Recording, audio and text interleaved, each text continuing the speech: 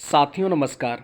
आज के इस वीडियो में हम लोग बात करेंगे बिहार एसटीटी और साथ में बात करेंगे छठवें चरण की बहाली से संबंधित और साथ में बात करेंगे क्या छठवें चरण की बहाली से संबंधित जो शेड्यूल जारी हुआ है क्या इस शेड्यूल में अब कोई परिवर्तन होगा या नहीं होगा, क्या अब कोई अड़चन है या नहीं है, क्या ये शेड्यूल स्मूथली जो है पूर्ण रूप से पूरा हो जाएगी। इन सारी बिंदुओं पर आज हम लोग चर्चा करेंगे। तो आप देख रहे हैं कि स्पष्टली ढंग से क्या बोला गया, 10 जनवरी से ये सारी प्रक्रियाएं चालू होगी और 22 फरवरी 2022 तक ये सारी प्रक्रियाएं संपन्न हो जाएगी। आप तो चलिए इस मैटर पे क्या क्या बातें अगर बोली गई हैं, क्या क्या बिंदुएं हैं, कौन कौन से ऐसी बातें हैं जिसमें कोई अड़चन नहीं हो सकती, जिसको सारे बिंदुओं को इसमें समाहित करके बातें की गई हैं, उन सारे बिंदुओं पर आज हम लोग चर्चा कर लेंगे। देखिए आपके सामने ये जो शेड्यूल जारी हुआ था उन शेड्यूल को थोड़ा सा हम रिवाइव कर लेते हैं। देखिए ये फर्स्ट में है, पहला में 10/1/2022 यानी 10 जनवरी से चालू होगा और इसका एंडिंग प्रोसेस आप देख लीजिए। स्पष्टली ढंग से यहाँ बोला गया है कि जो ये नियुक्ति पत्र की जो बातें बोली गई है यानी 17/2/2022 से लेकर 18/2/2022 तक ये पूरी प्रक्रियाएं पूरी हो जाएंगी। अब यहाँ पे जो अड़चन की बातें हैं हम लोग जानते हैं कि फरवरी में यानी 1 फरवरी से जो है आपको इंटरमीडिएट का और मैट्रिकुलेशन का एग्ज़ाम जब होगा, तो क्या जब एग्ज़ाम होंगे मैट्रिकुलेशन और इंटरमीडिएट का, तो क्या इस बहाली प्रक्रिया पर असर पड़ेगी या नहीं पड़ेगी, या सरकार उसके लिए कोई इंतजाम किया है कि नहीं किया है, इन सारी बिंदुओं पर आज हम लोग चर्चा करेंगे। तो देखिए इनमें बहुत ही अच्छी बात यह है कि जो ये आपको शेड्यूल बनाया गया है, इस शेड्यूल में सारी बातों का जिक्र किया गया है और उन चीज़ों को, उन सारी बिंदुओं को रखते हुए ये शेड्यूल बनाया गया है। इस एवज में हम कह सकते हैं कि अब इसमें कोई अड़चन नहीं है। देखिए क्या लिखा हुआ है यहाँ पे, 5वां नंबर जो है ये देखिए क्या लिखा हुआ है।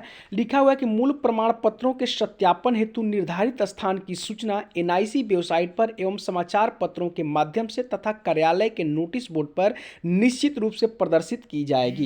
आप समझ सकते हैं स्पष्ट बातें बोला गया है।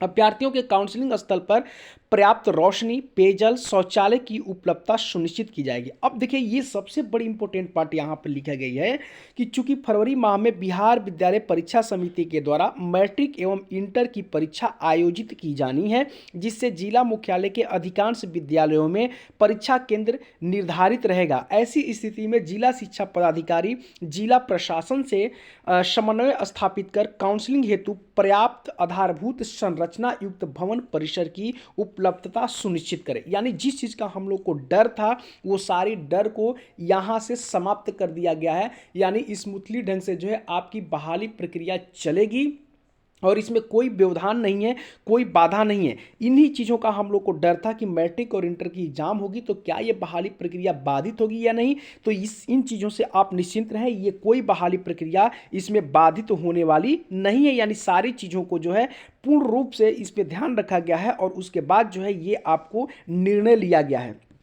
तो अब आप देख सकते हैं ये सारी चीज़ें जो है स्पष्ट ढंग से हो चुका है, अब इसमें कोई व्यवधान नहीं है।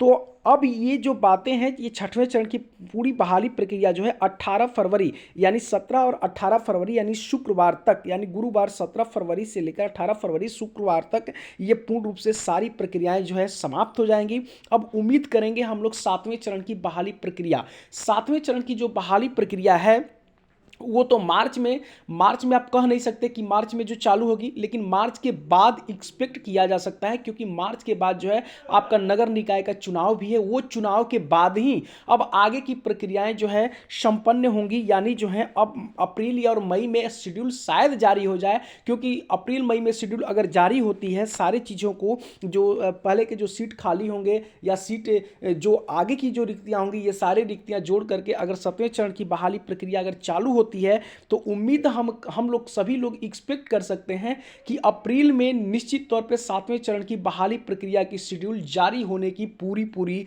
संभावना लग रही है। तो आप समझ सकते हैं कि सारी चीज़ें अब सरकार जो है स्मूथली ढंग से, अच्छा ढंग से कर रही है।